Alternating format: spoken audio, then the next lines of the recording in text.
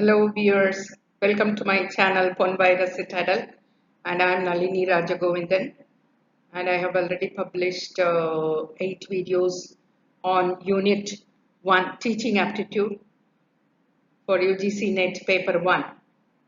I hope you have enjoyed these videos on Unit 1 Teaching Aptitude, and today in this video we are going to talk about Research Aptitude, the Unit 2 Research Aptitude. This topic, research aptitude, first we are going to discuss about what is research, its meaning, the definition of research, and then we'll be discussing about the characteristics of a good research, what it ought to contain, and then we'll be discussing about the different types of research, and in this we are going to discuss about different sets of research types, which are just opposite in their characteristics, in their object. They are just opposite in their objectives, or they differ in their methodologies. They differ in the samples, type of sampling, and they differ in the tools used for collecting the data, and they differ in the method of analysis, and also they differ in the way the report is prepared. So we are going to see them in sets, like we are going to discuss about the difference between basic science and the applied research, basic research versus applied research, and also we are going to discuss about the differences between descriptive research and analytical research, and also about the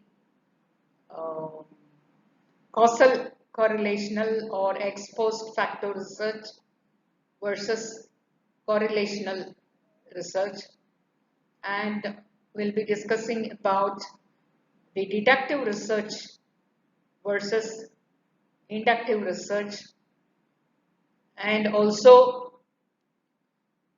the innovative research versus incremental research, and finally the differences between the qualitative research versus quantitative research. So we are going to discuss them in different sets because they differ so much that you can just compare them and know the differences in order to know what is each type of research is. And what is research? And look at the definition here by John W. Best. Research is the systematic and objective analysis and recording of controlled observations that may lead to the development of generalizations, principles, or theories, resulting in prediction and possibility of ultimate control of events. So research is a scientific method. It is a systematic study.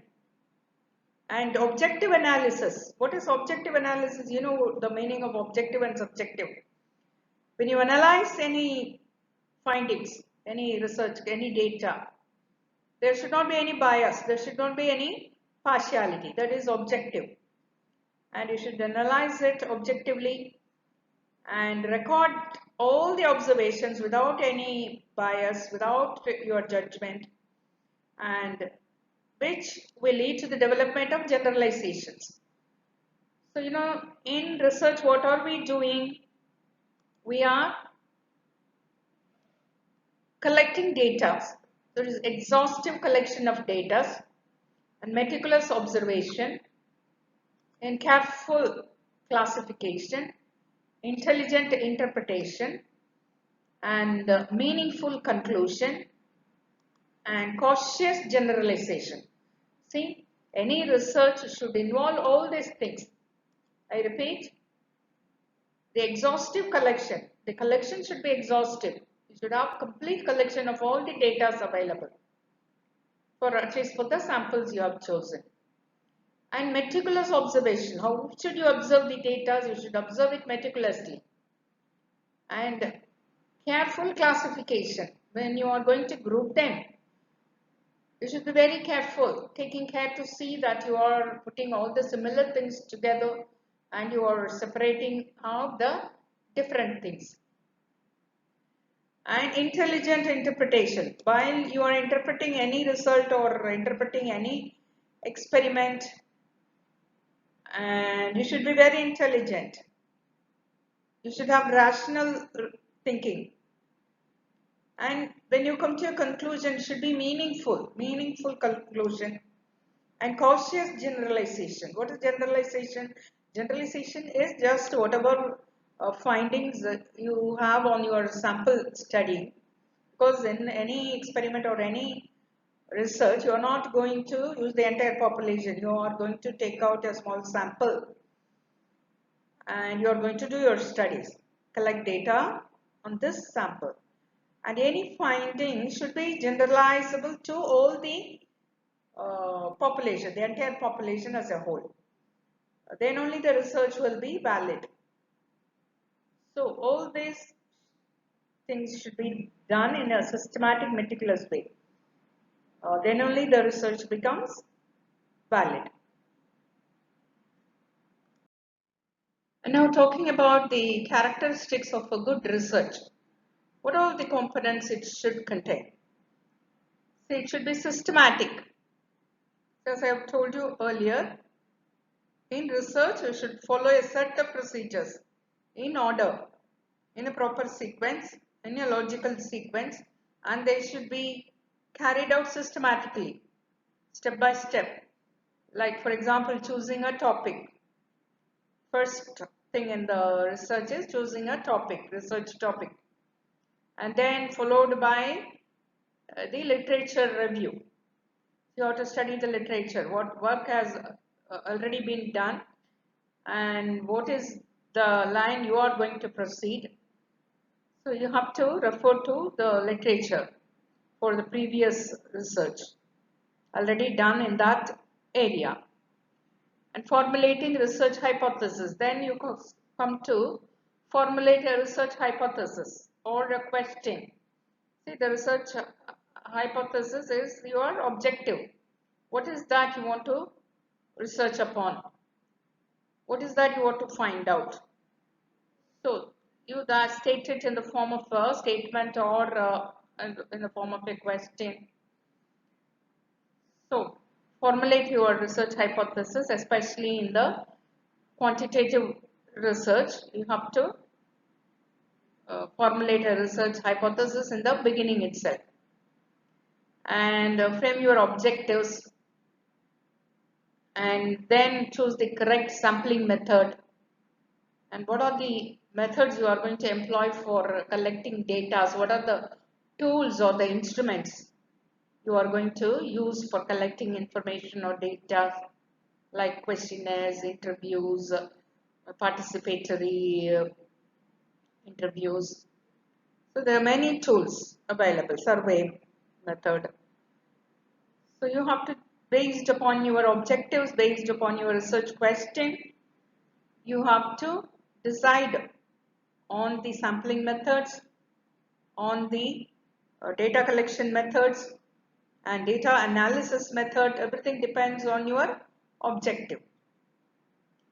And testing of hypothesis, which we will be discussing in detail in a later video. What is testing of hypothesis? And that is principally it is just your research question. So your assumption whether there is any correlation between this and that. So that is, you are going to test it during the course of the research. That is testing hypothesis. And drawing generalization. Whatever findings you come in the end, it should be applicable to the entire population, because whatever study you have done is only on that sample which you have selected.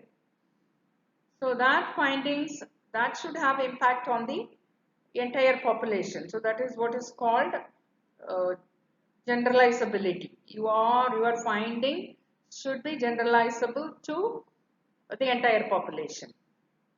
So if I say that there is a correlation between the number of hours spent on preparing the NET exam and the performance level of the student. This study, I'm going to do it on a sample of students who are appearing for UGC-NET exam. And if I find that there is a positive correlation between the number of hours spent on reading, on preparing, and the performance level of the students, if my finding is this. So that should be generalizable to all the population, in the sense that all the students who are appearing for NET exam. That should be true for all the students. That is generalizability. And finally comes the writing the research report. So all these steps of the research should be systematic. Then only you will end up with a good research. And empirical. What is empirical? Empirical meaning that it should be verified by any observation, by direct observation or by experience or by experiment. So you should be able to verify the data by either by your observation or by experiment or by your experience. So that is empirical. This is just opposite of theoretical.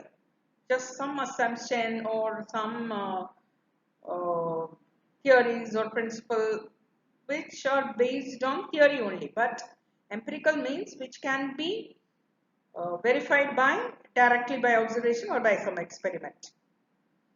And critical. So good research should be critical. So all your methods, so they should be done after critical analysis of all the methods, and any research should face any critical scrutiny. So every step should be critically evaluated, whether this is the right method we have chosen for this topic, whether my topic, the research question is relevant to the current status, and whether my objectives are relevant to this research question, and whether my sampling is adequate and the sampling method is proper, and my data collection, the tools or the instrument I am using, I'm going to use for my research, are they appropriate? And the analysis method, the method of analysis I have chosen to interpret my data, are they appropriate?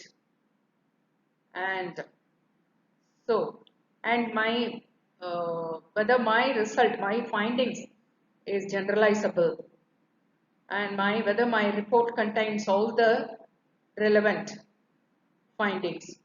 So every step it should be critically evaluated. Then only it will become a good research. And the other characteristics of a good research. Objectivity. So what is objectivity? The opposite of subjectivity. That is, your research should be devoid of any bias. Personal bias should not be there, and partiality should not be there.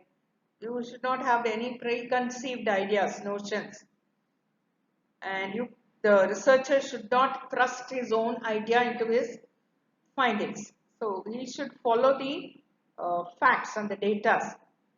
So that is what objectivity is. So at each and every step of the research, the researcher should see that it is devoid of any personal bias and partiality. And accuracy, that each and every step of the research should be free of any errors. The sampling errors should not be there. The proper method of sampling should be selected, and the instrument for the collection of data should be appropriate. So nowhere in any part of the research, any step of the research, any error should creep in. That is what we mean accuracy.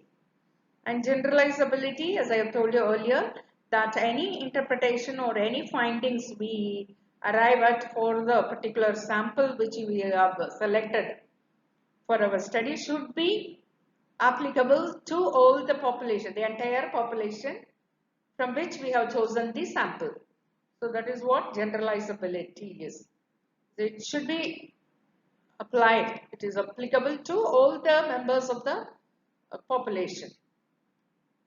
And realistic, each and every step carried out in the research should be realistic, related to the real life problem of the world. You cannot have any unrealistic objectives or unrealistic hypothesis. So everything should be logically reasoned.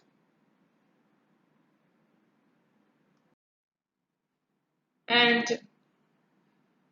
it should be logical. That is, each and every step of the research should follow the rules of the logic. And inductive reasoning and deductive, when talking about logic, we should follow inductive reasoning and deductive reasoning wherever possible and throughout the research. So each and every step should be governed by logical principles. And controlled, the control element should be there, especially in experimental type of research. This control has got a lot of significance, where the variables are manipulated and controlled. So we will discuss about it in detail later on when we talk about the experimental research. And so all the factors impacting the result should be taken into account and controlled. Unless otherwise we control all the factors affecting something, affecting a dependent variable, then we have to take into account all the factors. Otherwise our results will not be reliable. And validity. The entire research should be valid. When it will be valid? When you have got the proper research questions, when your objectives are proper, and when you have chosen the correct sampling without any sampling errors, and when your method, the tools for collecting data are appropriate, and your analysis is appropriate method, and your interpretation is intelligent, then only your results, and if your results findings are generalizable, then it becomes a valid result. If in any step of the research something goes wrong, maybe you have chosen the wrong sampling, or maybe your tools for the collection of data is not appropriate, or your method of analysis is not correct, then your research cannot be valid. So, and what validity ensures the applicability of the research. Only if the research is valid, you can use this research in the real life world. Otherwise, the research is useless. If you are not going to apply it in the real life problem, what is the point in doing the research? So, validity ensures the applicability of research. And reliability. So this means that the results obtained from different samples of the population should give the same result. See, the researcher is doing his research on a sample from the population, a particular sample. So this result, the same result he or other researchers should obtain if they take another sample from the same population. So that is what reliability is. So that means the research is reliable, it is correct. It can be repeated by any researchers. If I do some research and if I get some findings, if the other researchers come and do the same method for a different sample in the same population, then he should also get the same result. That is what reliability is. Otherwise, there is something wrong in my method or in my findings or in my analysis.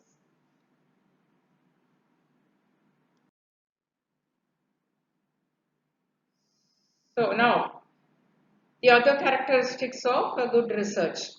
Credibility. What is credibility? Credibility means the trustworthiness of the process.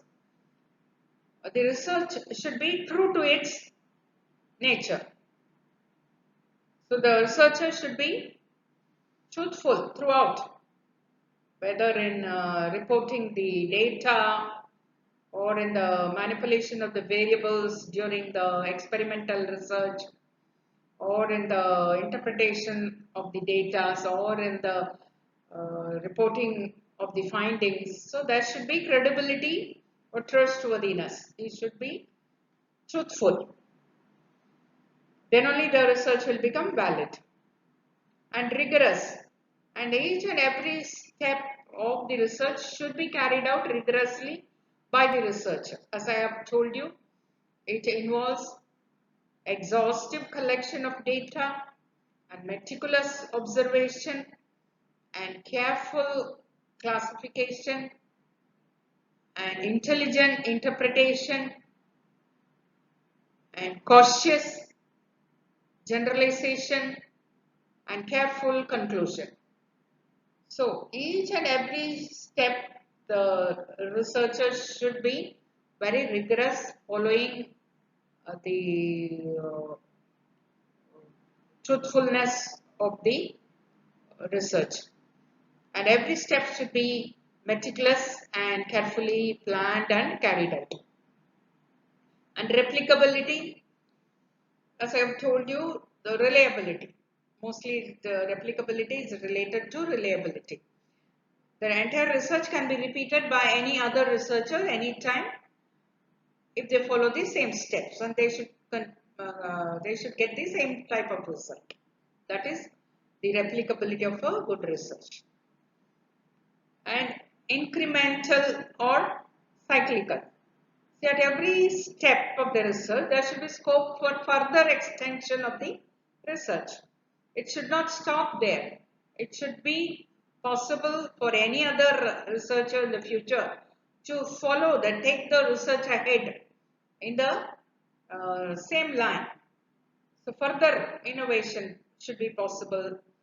Further modification of the method, further improvement should be possible. So there should be scope at each and every step of the research. So that is what incremental or cyclical nature of the research. Then it is considered as a good research.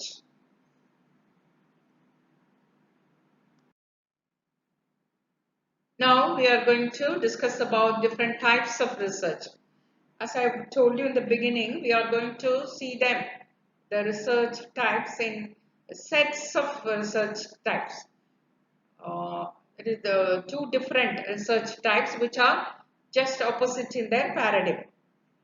And now we will see what is basic or fundamental research and how does it differ from applied research.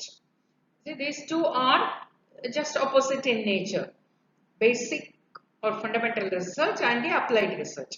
In basic research, it is based on the belief that knowledge is for knowledge's sake. There is no question of the application of the knowledge. See, like the creation of new theories in mathematics, in pure mathematics, people arrive at new theories. And some natural phenomenon, they come at new theory or principles. And in this, they are not bothered about the utility value, the application value of it. So purely they are pure research, or they are also known as fundamental research. And practical value is not given importance. On the other hand, in applied research, what do they believe? That the knowledge should have some utility value. It should be applied in the real world problems and solving some real life problems. Otherwise, it is of no value.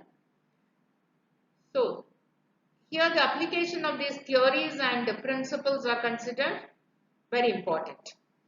The practical value is given a lot of significance. And finding a solution to the existing problem is gained priority in applied research. So this is the major difference in their perspective.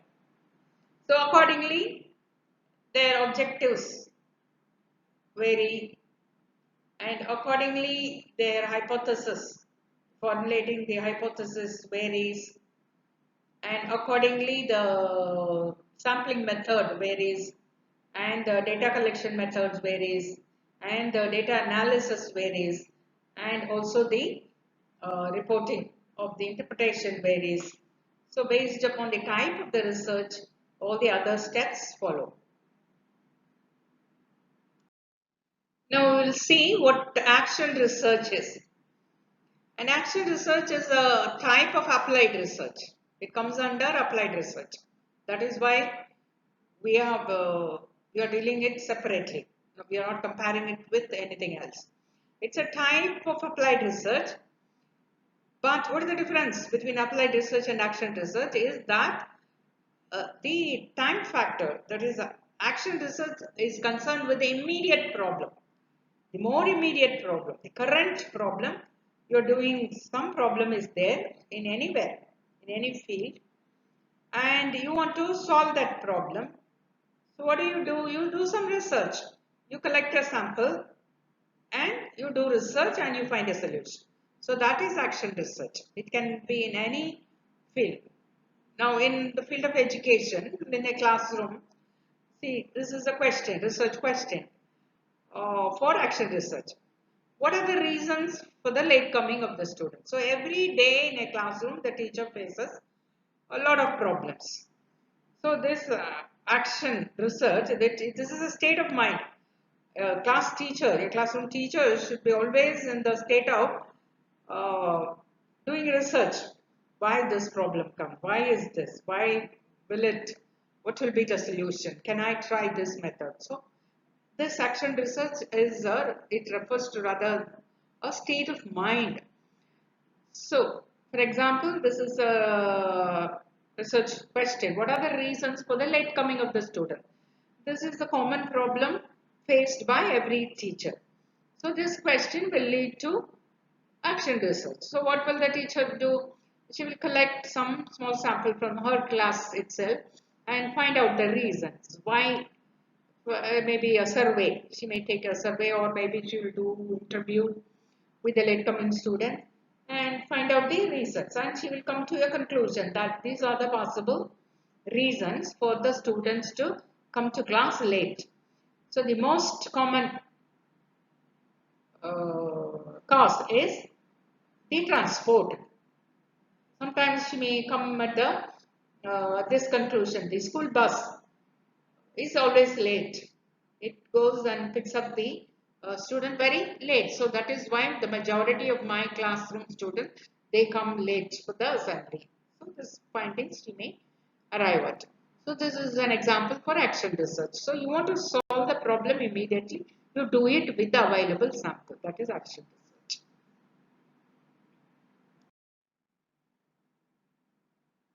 See, now we are going to discuss about the differences between descriptive research and analytical research. They are just opposite. And what is descriptive research? It is also known as ex post facto. You should be familiar with this term, ex post facto research. So what does it mean? This descriptive research or ex post facto research, they always reports some phenomena or an event which has already happened. It tries to explain the causes for that particular phenomenon. So that is descriptive. It is going to describe. I'll tell you an example. You can understand it better. It is like we say the trend of the prices of grains in the market. What is that trend? It describes it increases during summer, the prices go down during the winter, or maybe vice versa, whatever it is. So it just describes the trend in the price of the grains. That is description. And here there is no manipulation of the variable because it is not experimental. research. They are just describing the trend of the price of the grains, that's all. And this type of descriptive research include causal comparative, CC, causal comparative studies, which is also known as ex post facto, and correlational studies. Two types of studies are included under descriptive research. One is causal comparative, CC, or ex post facto. That is describing some event which has happened in the past, something already happened, which you cannot change it, but you try to assign the cause. It could be this. So they compare these causes and what could be the possible reason for that. They arrive at it. And so that is descriptive research. And on the other hand, so descriptive research describes what has happened. And while analytical research, it explains why it has happened. So in this example, we saw the prices, the trend in the price of the grains in the market. Now, the analytical research will explain why there is a rise in the price during summer, why there is a fall in the price during winter. So it tries to establish the reason. So the cause and effect relationship is established in analytical research. And so it explains why it happened. So you got the difference between descriptive research and analytical research. While descriptive research just describes what has happened, just gives the trend in the price of the grains, that's all. While analytical research goes into deep analysis of why this has happened. What is the cause behind it?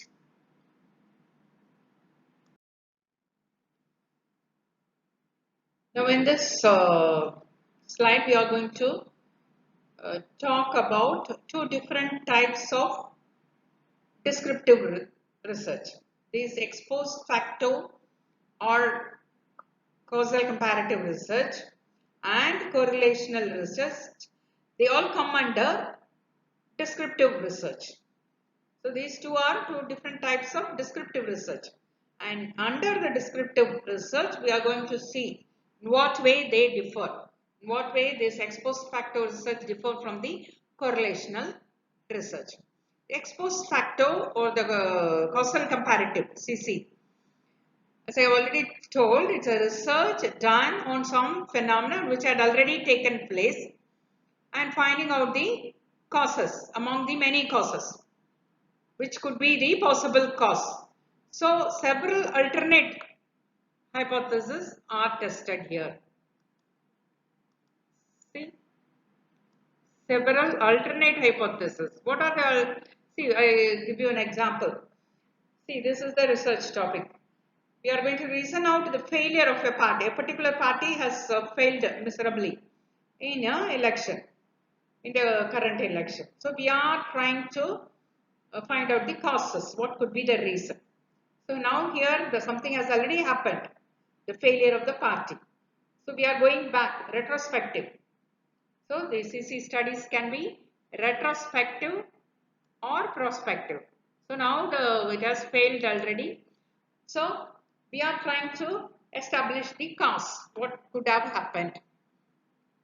So there are possible hypotheses. What are the possible hypotheses? That probably the anti-incumbency factor, or maybe the false promises they have made, or the poor functioning of the party members.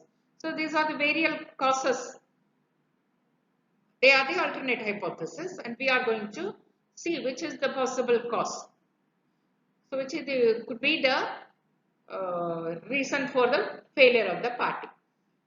So this is ex post facto or causal comparative. We are comparing the different causes with each other, which could be the possible cause. Whether the anti-incumbency factor is responsible for the failure of the party, or the poor functioning of the party members, or the false promises, which could be the. So we are comparing all these hypotheses and finding out the more suitable explanation for the failure. So This is research is done on something already happened, and it tries to explain the probable cause for the phenomena that had already occurred. And unlike experimental research, here in CC or in ex post facto, the researcher does not create treatment groups, because usually in any experimental research there is a treatment group.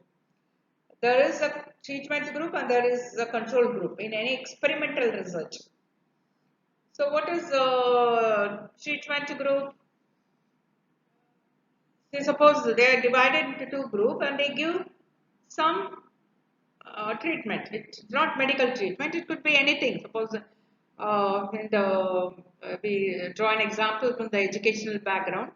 We divide the students into two groups, and to one group we give extra coaching, additional hour after school hours 4 to 5. We give 1 hour of training in English spelling. The other group we are not giving that extra class. So that is called the control group, where that group is not receiving any treatment, but the other group is receiving the treatment of 1 hour extra classes. So that is called treatment group. Why? What is the purpose? To see whether this treatment, the extra coaching of 1 hour, will help them in improving their English vocabulary.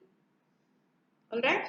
So that is the objective of the research. That is experiment. We are doing experiment. We are taking a sample from the class and of equally performing students, and dividing them into the two groups, one control group, one treatment group, and giving the treatment group the treatment of 1 hour extra class, and in control group the no extra classes, and then compare their final performance. So if we find that the treatment group gains scores in the test given at the end of the treatment, then what do we come to? What is the conclusion we arrive at? That the extra coaching of 1 hour coaching, the special coaching in English vocabulary, that helps the students in their performance. So that is experiment where you create groupings and control and manipulate the variables. But this does not happen in the ex post facto or causal comparative research. We are just explaining the phenomenon, what had happened in the past. So it is here, in this case, it is retrospective. That is, we start with the failure of the party and going back to reason out. So retrospective. Or suppose we say that the current ruling party is not doing good, is not fulfilling promises, is not doing this. So these are the various causes. You could go this way also, prospective. Starting from the cause, you go to the effect, that you say that this party is going to fail in the coming election. So this is prospective. So CC studies can be retrospective or it can be prospective. What is retrospective? You start from the effect, then go back to the causes and find the various causes and find out the real cause.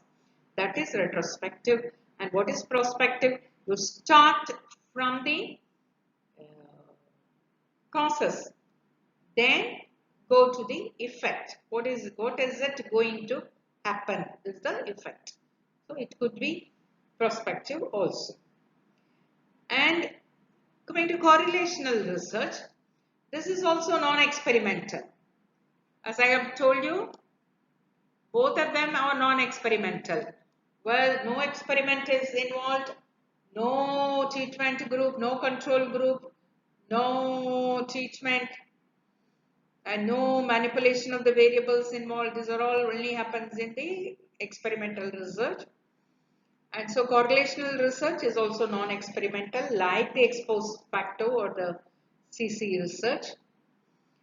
And here what do we do in correlational research is we are just finding out the correlation or the relationship. Correlation is relationship between two variables. How do we find that out? With some kind of statistical analysis.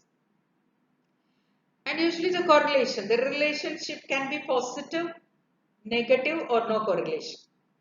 Sometimes the relationship between two variables could be positive. For example, we say there is correlation in obesity. There is positive correlation between two factors like obesity and diabetes. See, always we study samples. We select so many uh, patients suffering from diabetes, and we see obesity also. So there is correlation between the two factors. That is, most of the diabetes patients are obese, or many of the obese patients they develop diabetes later on, sooner or later. So we come to the conclusion that there is positive correlation between these two factors. What two factors? Two variables. That is obesity and the diabetes. So positive correlation always we get the value z. It is analyzed by statistical method, and we get the value from 0 to +1. So anywhere between 0 to +1 is positive correlation. So if it's nearing 0.9 or +1, it means complete positive correlation. And negative correlation means between 0 and -1. So that is negative correlation. That is, there is no relationship, there is negative relationship exists between two factors. See, for example, thin people and diabetes. See, usually if you may end up in a negative correlation between very thin people and getting diabetes. So these two variables they show negative relationship. So just I am giving you the example. It doesn't mean that thin people never get diabetes, but there may be a negative correlation. And what is no correlation means that these two factors are entirely different and they have no relationship at all. So that is no correlation. Suppose I want to find out whether the weight of the students has got anything to do with the performance of the students, the academic performance of the students. Usually we will end up with the no correlation. The weight of the students in no way affects, no way influence the performance, academic performance of the students. That we can we can guess, isn't it?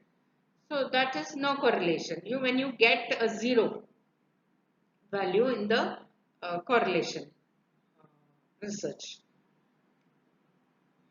And and usually the correlation does not mean causation. See, suppose sometimes people may mistake that if the two are correlated, that this causes this. For example, like we do a study in cancer and married people. Suppose we come to a conclusion that most of the married people, their marriage and the cancer disease, they are uh, not correlated. That is a negative correlation. That is, marriage help in preventing cancer. It is not so. Or the marriage causes cancer. Even so, always the correlation does not mean causes. It may indirectly affect. The marriage may be a factor which indirectly plays a role in reducing the chances of cancer. For example, like in the married life, there will be a spouse to prevent a partner from smoking or get into some other bad food habit. So that may indirectly help, but it directly does not cause cancer, or it does not decrease the chances of getting cancer. So correlation does not always mean causation. Indirectly it may affect. And dynamic, what does it mean? Dynamic means that the correlation between two variables are never a constant. Sometimes what you see, the positive correlation may later on change into negative correlation or no correlation. So it is never a static factor, which is dynamic. The correlation may change depending on the time and other factors.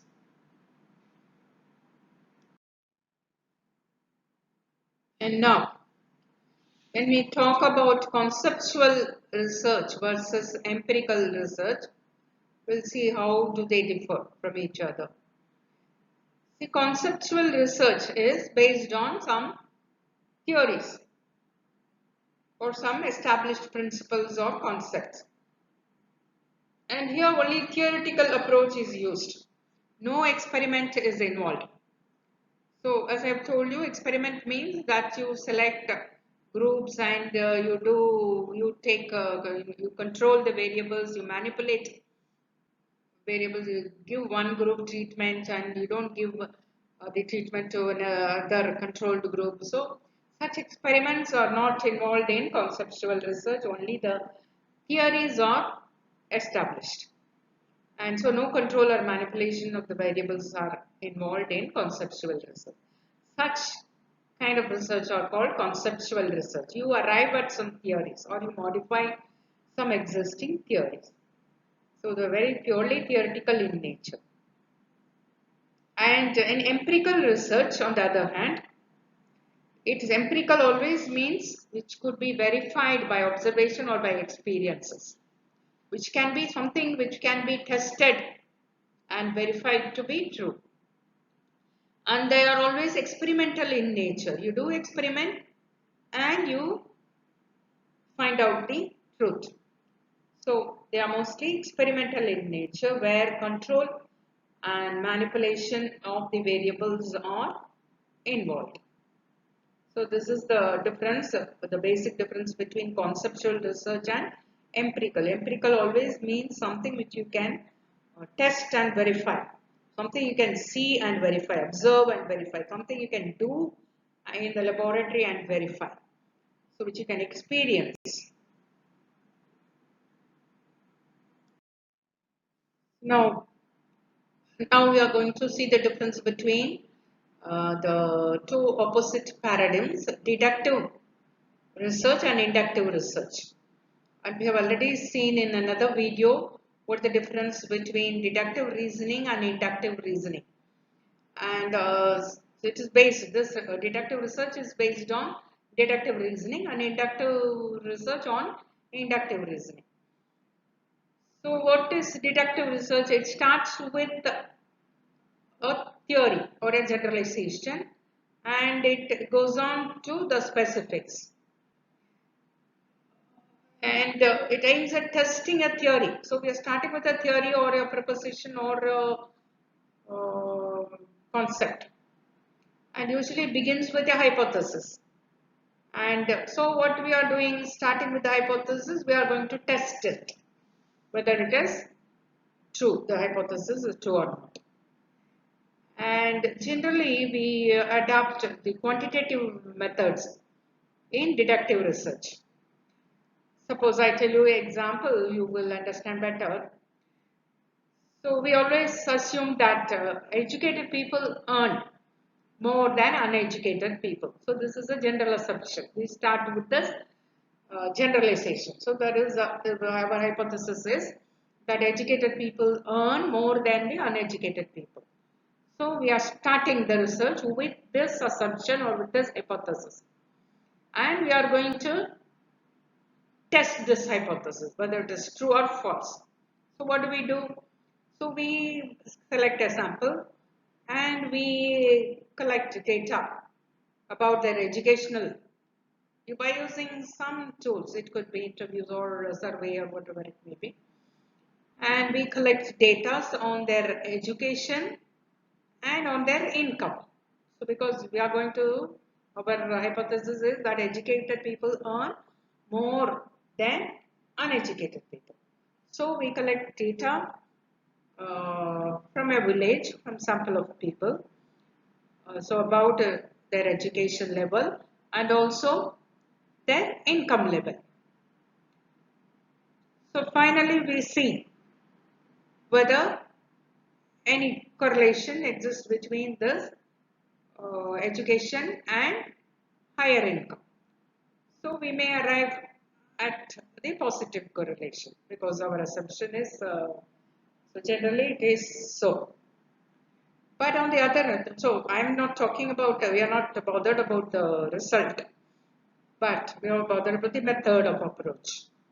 So in deductive research, what we are doing, we are already have the certain hypothesis and we are testing it. What is our hypothesis? That educated people earn more than the uneducated people. And how do we test it? By collecting data from people and comparing it and seeing that the educated people do earn more than the uneducated people. Now, on the other hand, the approach in inductive research is different. So here we are not starting with a hypothesis. Remember, we are going to formulate a hypothesis later on. So right now we don't have any hypothesis. So we start from specifics and proceed to general. So we usually begin with the questions. So is there any relationship between the education level of this people and their income level? So that is our big question. So what method we are going to adopt? Qualitative approach. So we will not be using survey method or will not be using other instruments checklist, but we will be using some qualitative approach, maybe semi-structured interviews or participated interview, and some qualitative method we will adapt, and we will collect data, and finally we will generate hypothesis. So if we come across that there is a correlation between like their sayings, what they possess, their material richness, based upon all these details and the data we collect, we may come to the hypothesis. Finally we generate hypothesis that the educated people earn more than uneducated people. So this is the hypothesis we arrive at the end.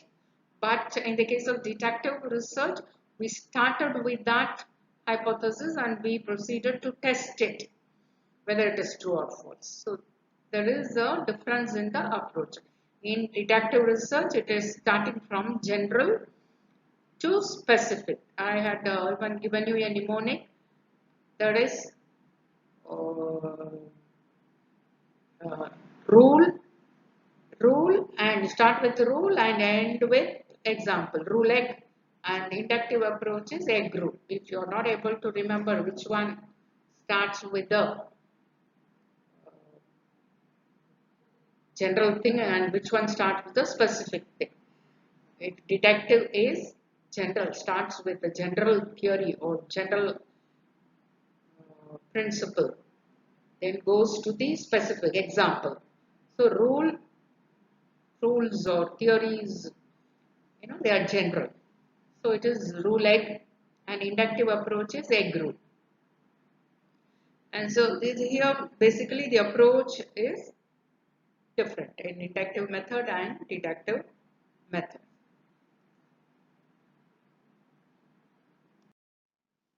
And here there are two sets of research which are opposite in their approach. One is innovative research and the other one is incremental research. As the name itself suggests, innovative research, we aim at innovating a new technique or a new theory. Oh. And incremental, we try to improve what is already existing. It could be a technique or it could be a method or it could be a theory. So we here the idea is to develop something new, and here to improve the already existing one, that is incremental research.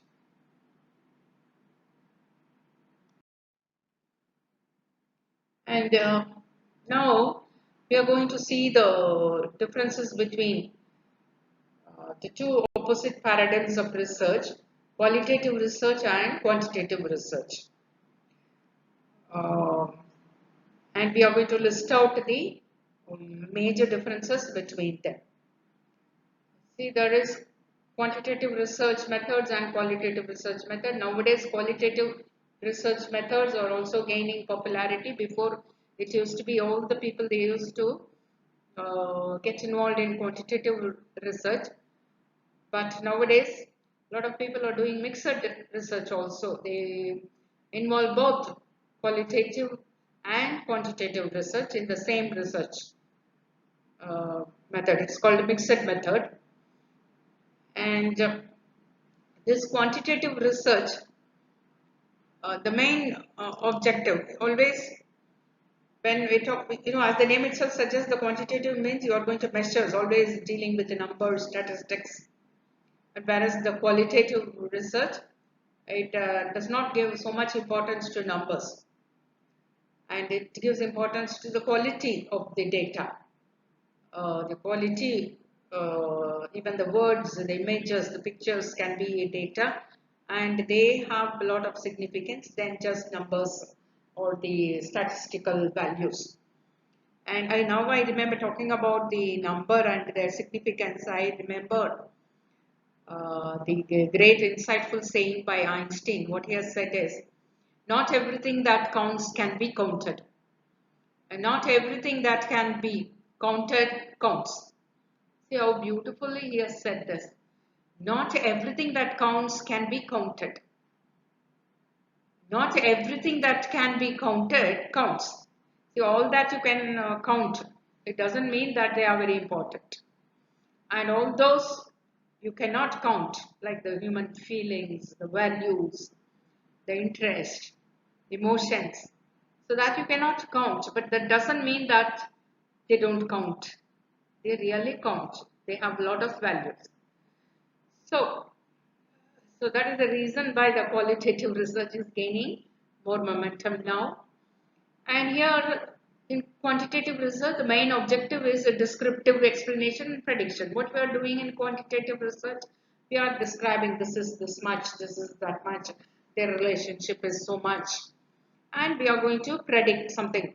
In the future, this will happen. If the trend is like that, in the future it is going to be like that. So here it is always description. But in the case of qualitative research, it is always exploration. Always finding out new, what is new, this could be this thing. So more than prediction, more than description, it is more of exploration, finding out new things, new values, new emotions, new feelings, a new utility, it's more deep. And the focus is narrow angled in quantitative research, and the focus is wide angled. You are always on the lookout for something new in qualitative research. So in your looking widely, you may pick up something that is of interest that will throw more light on the place or the object, whatever you are doing research. So, but here in quantitative research, the focus is narrow angle, whether there is any relationship exists between two factors. You confine to those two factors and that's all. You study about that. But here in qualitative research, you are always on the lookout for something which will throw more light on more things. And here in quantitative research, the nature of inquiry is top-down. What is top-down approach? Deductive approach. Top means the general theories, principles. So you are coming from the general laws down to the specifics or the examples, rule-like. And deductive approach. Always in quantitative research, you frame the hypothesis, which is the general rule or the law or the theory or assumption, whatever it is, and you go down to the samples and test your hypothesis. So your work is here hypothesis testing in quantitative research. But in qualitative research, you start with the bottom. You are going from the bottom. You are going from the specifics to the general. You are going from the example to the rules. So egg rule. So inductive approach, bottom up. So you analyze each and every sample, you find out what is there. Then you form the hypothesis. Hypothesis generating, not hypothesis testing. Already here the hypothesis is established and you are just testing it in quantitative. But in qualitative research, you are arriving at the hypothesis in the end of studying the samples. And coming to the other differences between the quantitative research and the qualitative research. Is that here in quantitative research, it is more of testing the relationship between the variables. What type of relationship they show, whether they show positive correlation or whether they show negative correlation or whether there is no correlation at all. So most of the studies are based on the relationship between the variables. But here in qualitative research, it is more insight into the phenomena, like why it has happened. So why, what are the reason, causes behind it? So the entire approaches are different. And here the unit of inquiry is data. In quantitative research, what do you use here? The data. But here they are always in numbers. And in qualitative research, the unit of inquiry may be some categories, some words, some symbols used, or some pictures, some images. So that forms the basis of your research. So the unit of analysis, unit of inquiries, some categories, you broadly group them into categories. So that becomes your center of inquiry. And in the case of quantitative research, usually the questions in the interview are structured and closed. What is structured? They are already pre-planned and they are in the same sequence. They are asked in the same order. You are not going to, the interviewer is not going to change the order of the question or the question. So there is no freedom there. So the questions are very well planned, structured already. And they are closed-ended. Mostly of the type yes or no and choose the correct. So more than that, the sample or the person interviewed will not answer anything else. Do you have a phone at home? Yes, that's all. But here, in the case of qualitative research, the questions are unstructured and open-ended. Here, the interviewer is not going to ask, do you have a telephone? Yes or no. No, it's not structured like that. But instead, the interviewer will allow the participant to talk. And while talking, he picks out the words or the gestures and he gets the idea. So, the questions are, he may generally ask, tell about yourself or tell me about your house. So then the participant will come out with what all he has in his house, what all the possessions here. I don't have a telephone because of the reason also he may come out. So it is so open. He may come out with anything he wants, anything he has in his mind. Out of that, the interviewer, the researcher will pick up some ideas or clues or some categories or words, images, which will use it for his further research. So that is qualitative research. And here it is highly objective because your questions are structured, very much closed. So whatever objective you want to, you have already established that you want to study the relationship between two variables. That variables data you already got it. So you are highly objective here, but here it is highly subjective. So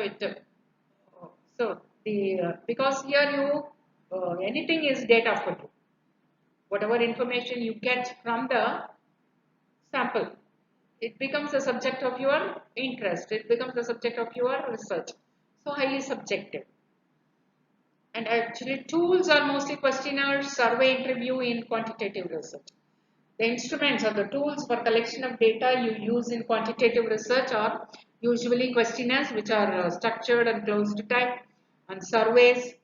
Once again they are structured, and interviews which are again structured and closed type of questions usually in quantitative research. But in qualitative research, usually they are participant observation. You observe what is happening there. You go and live with the researcher go and lives with the participant. So participant observation, direct observation, and naturalistic inquiry.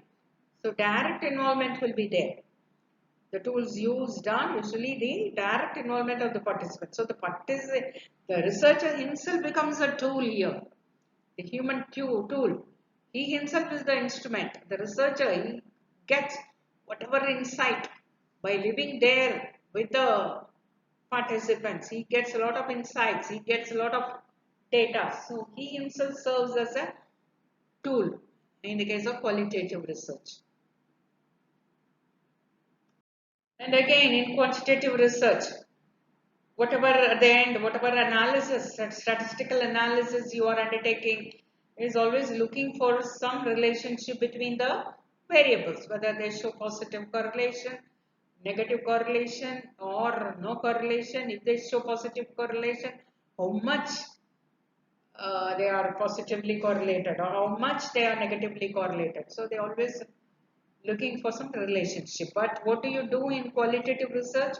Your analysis will be, you will be looking for certain patterns and trends, patterns in their behaviors, patterns in their speech behaviors, or patterns in their school learning behaviors, or some trends in their buying capacity. So always you are looking for pattern instead of looking for a relationship between variables.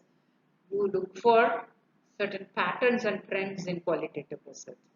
And here in quantitative research, the result is usually generalizable.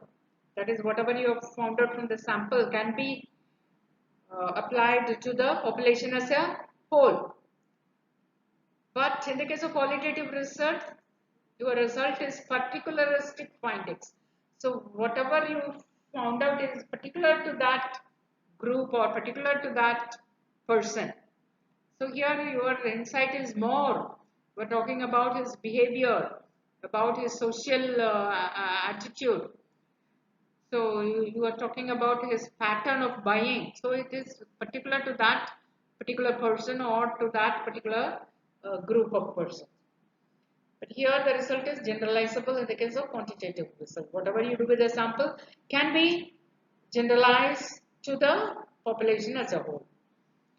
And here what you are doing in quantitative research is just surface research.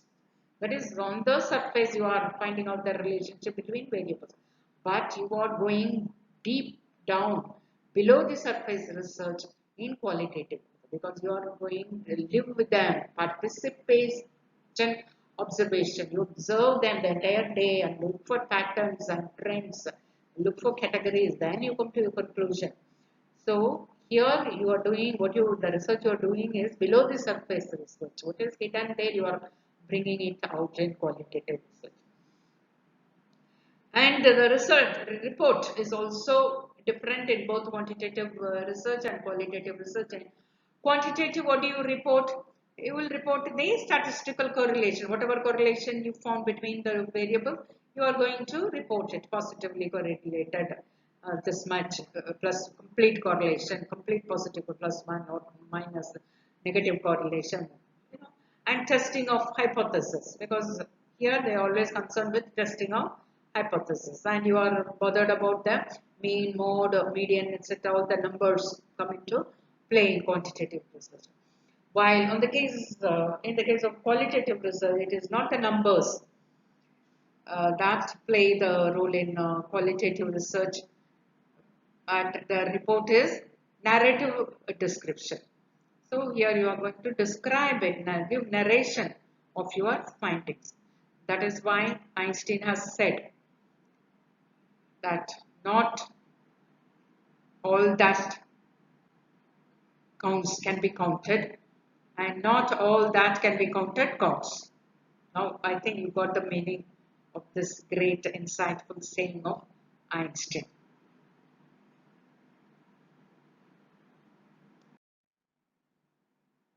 Hello viewers, now we have come to the end of the video. You have learnt what is research is, and what are the characteristics of a good research, and what are the different types of research. Now in my next video, I'll be talking about the different steps involved in research. We are going to discuss about how to have the objectives of the research, what make up the good objectives of the research, and what is sampling means, what are the different types of sampling, and what are the different tools used in collecting the data, and what are its merits and demerits, what are the different methods of analysis, and what is hypothesis testing. And also we will be discussing about how to write the report, the research report. And also we will discuss about some of the ethical issues involved in doing research. So wait for my further videos. And if you like this video, please subscribe to Vaira Citadel, which is my channel. And also click the bell icon so that you will receive the notification whenever I publish a new video. Until then, bye bye.